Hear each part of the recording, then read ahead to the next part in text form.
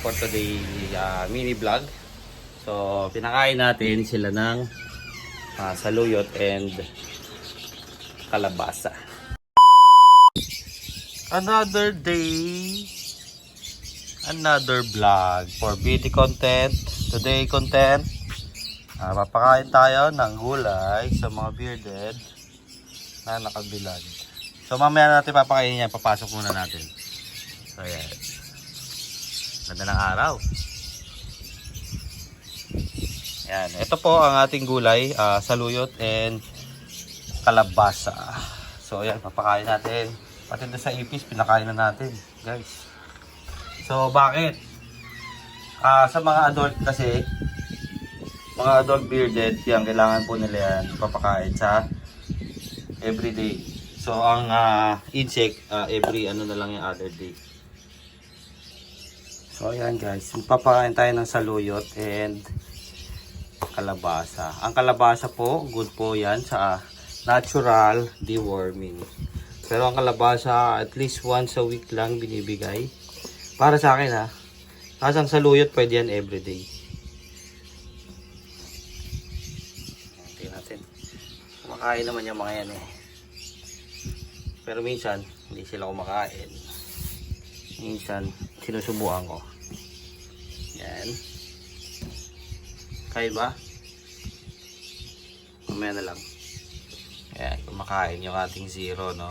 Kasi siya talaga sanay kumain ng gulay yan. Itong iba, tira. Ay, hindi niya maabot. Ewan ko, itong nanay niya, kumakain din yan. Mamaya susubukan ko pagka hindi kumain. So ito, malakas din kumain ito. Ayan natin ha. Ayan. Kain yan. So mamaya na lang ulit para makapagpakain tayo maayos.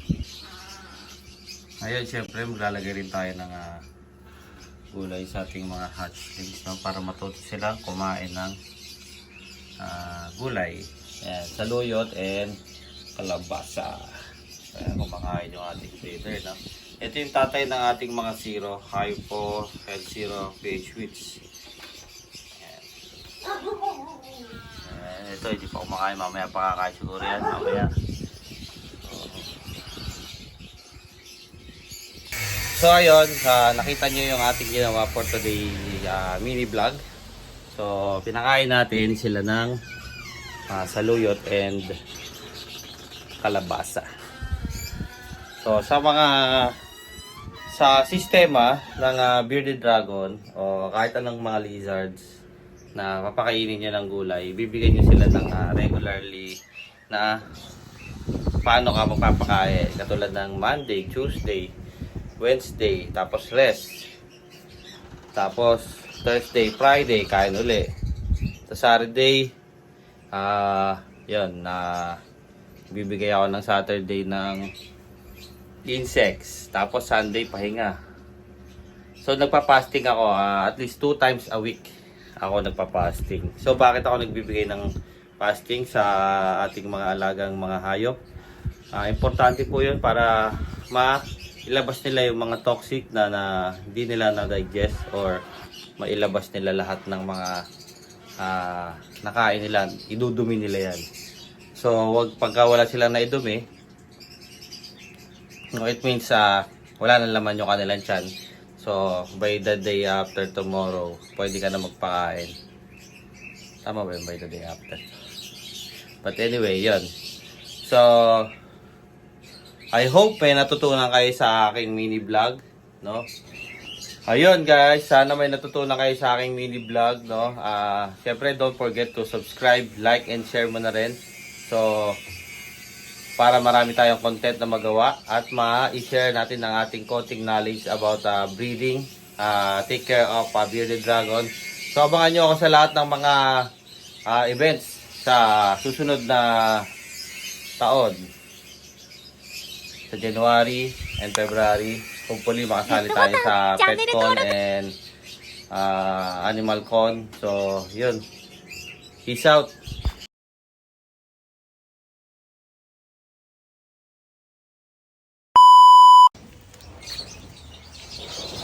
Another day, another vlog.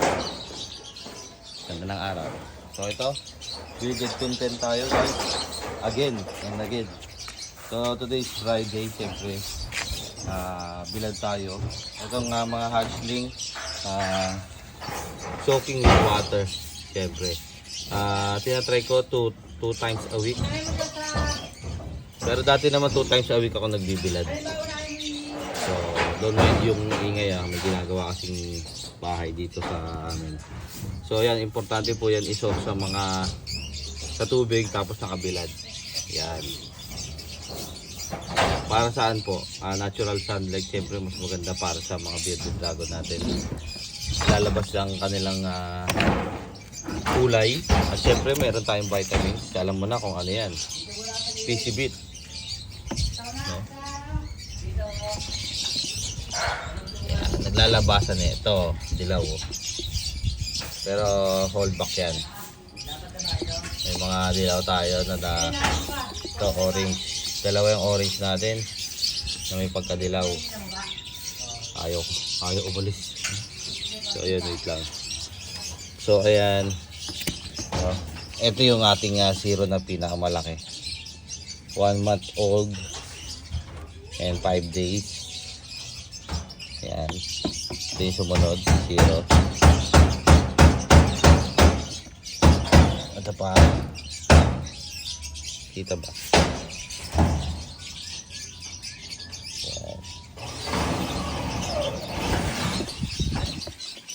So abangan nyo to sa next event natin sa January, end of the month ng January. Ayan, malalaki na yan. So alam nyo na. Ito yung ating Danner Hypotrans. Ito yung ating zero. Ito yung pinaka-importante sa kanila. Mabilad sila ng natural light, hindi yung ilaw lang. Mas maganda sa kanila yan. So kailangan mo lang bantayan para hindi sila ma-heat stroke. Yan. Mamaya papakita ko sa inyo itong mga hatchling natin. Ida-dry natin siya sa walang tubig. Okay.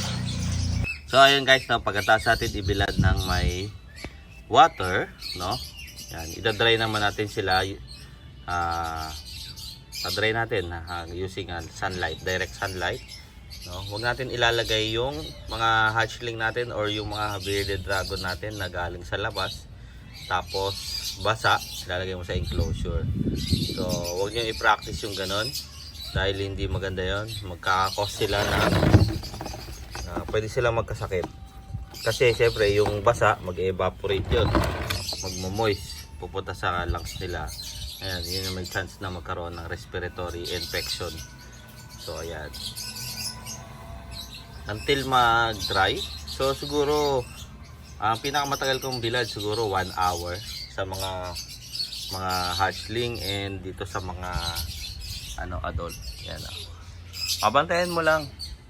Yun lang ang importante, bantayan. Huwag niyo pong iiwan na nakabilad lang sila ng todo dahil pwede silang ma-heat stroke, no? Lalo na itong mga to. Siyempre may mga value kasi yan. So, kailangan mo talagang bantayan. So, konting lang talaga, init.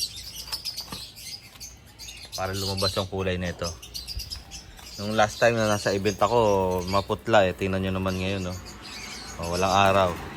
May araw. Walang araw. May araw. Diba? Project natin, GS Witch Hypotrans, no? Sana mag-success this coming season. By next year na to. Abangan ninyo. Leatherback, head witch, head hypo, head trans. Ito naman GS hypo, head trans, head witch. 100% pareha sila. So 100% magpo-produce ng with bleach GS hypo trans. So yung bayan. Ayun guys, so aqua. Ano pala, green Opa split ino, possible split aqua. Pababa na. Solid